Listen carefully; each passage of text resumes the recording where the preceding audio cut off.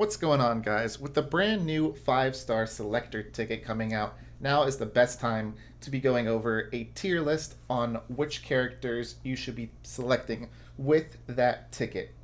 Now, first and foremost, remember that this is a team game. You're going to have three characters, so you're not going to want to have three main DPS characters. You're not going to want to have three hybrids. You're not going to want to have three supports.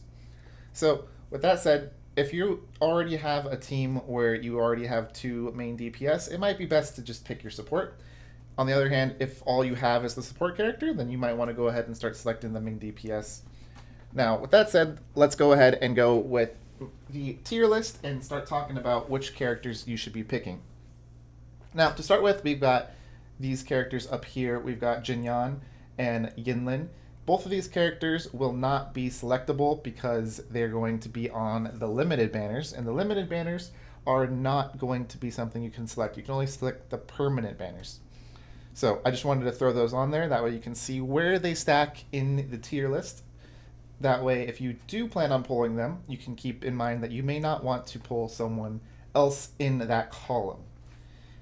Now, in my opinion, the best character that you should have on your account right now, if you care about the meta, is going to be Verena right here. If you pick Verena, as you can see, she is the only support 5-star in the game currently, and she is also the best support 5-star in the game by virtue of being the only one. So every account would very much benefit from having a Verena. What does Verena do exactly? She gives you plenty of heals, and she gives you actually increased damage. And the best part about her is she only has to be on the field for a second or two, and then you can swap right back onto your main DPS to continue pulling out that maximum damage. So, if you don't have Verena, she should be your go-to number one pick. If you don't want to pick her for whatever reason, you don't like her style, you don't care about meta, then we can go ahead and move on down to my second selection, which is going to be the Sephiroth lookalike and Encore.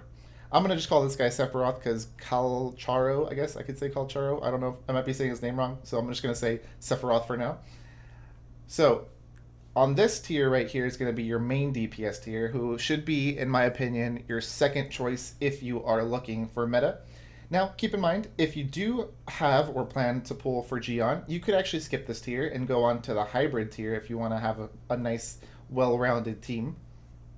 But two main DPS is also perfectly okay. So, who would I recommend from this tier? Well, will come down to personal playstyle.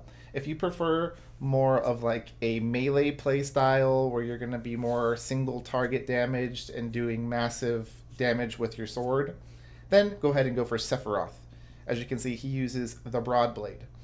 If instead you prefer a ranged style, then Echo would be really nice to use as well. She's got more of like a mage playstyle for those of you who are more interested in like the hit and run type of gameplay. She would be very enjoyable for you then. So my second pick would be one of these two, and you could go ahead and decide either one depending on your playstyle. Do you prefer ranged or do you prefer melee? Now, after that tier is my personal favorite pick that I'm going to be having for sure, is this hybrid choice right here, who is Jinlin. I'm really bad at these names, sorry, the monk character. When you play her, she's really nice because she does decent damage. She does an AoE healed shield, and she is just one of the best all-rounder characters in the game. The benefit to using her is she kind of fulfills the role of the support, and she kind of fulfills the role of the main DPS. She does a little bit of both. She's what they call a hybrid character. So if you enjoy playing her, if you enjoy her style, then she'll be very fun. In my opinion, she's got one of the most fun playstyles in the game as well. And if you're not 100% sure and you want to test her out, in the story there's actually a little point where you can test her out. So feel free to get to that point in the story, test her out, and see if that's the kind of style that you're interested in. Same for this guy right here. He is also in the story. He has a little story quest, so you can try him out as well. In my opinion, he's pretty good. He's got single target damage, and his ult is pretty decent. He's a decent 5-star, but compared to the other 5 stars in Jinyan and Echo or Encore and Sephiroth up there, he just is lacking a little bit of the damage, and he's just lacking a little bit that the other characters bring to the table. So, with that in mind, if I had to put an order for how you would like to pick them, I would say always prioritize your main DPS, right? You would always want to pick your main DPS. But in this game, since there's only one support 5 star in the whole entire game, this character kind of gets way more important. So, in my opinion, either pick Verena as your selector ticket, or hold off and pick her for your selector summon, which would probably be better for you guys starting out in the game because you're going to want to be able to kill things faster, right? So, if you have not yet done your selector summons, maybe save that summon for Verena and use your selector ticket to get that DPS going and get that ball rolling, because the more DPS you do, the better you can farm. And to be honest, the early game on this game is not too difficult. So go ahead and start with your DPS. If you don't have a DPS, select one of these two.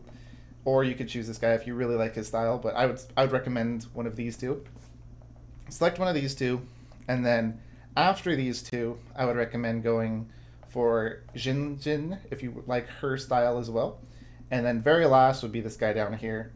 And then I recommend saving her for your selective summon that you can get later on, because by the time you get to the point in the game where it actually matters for your healing and whatnot, that is going to be the time you're going to have more than enough summons to get her. And remember, in this game, it's very much like Genshin, so the faster you kill things, the faster you're going to be able to farm things, right? So, now that that's said, let's just go ahead and go over the 4-star tier list so you guys can see if I have some 4 stars, what else would I be looking for over here, right? So we'll go ahead and throw them both on the list. As you can see right here, there are a couple other supports in the game. You get one for free after all. Actually, you get 2 for free after all. So it might not be the most important thing to pull this character early on, like I said. That's why I recommend saving her later on. And you could go ahead and take a look at this. We've got Dan Jin over here in the tier 1 main DPS. As you can see, none of the DPS stacks up to any of the 5 stars, so that's why I recommend starting your ticket off with a 5-star. So that is going to be pretty much it, guys.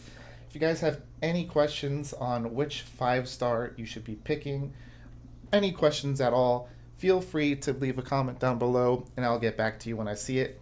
Other than that, feel free to like, subscribe if you're interested in more Wuthering Waves content, and I will see you guys in the next one. Have a nice one. Peace.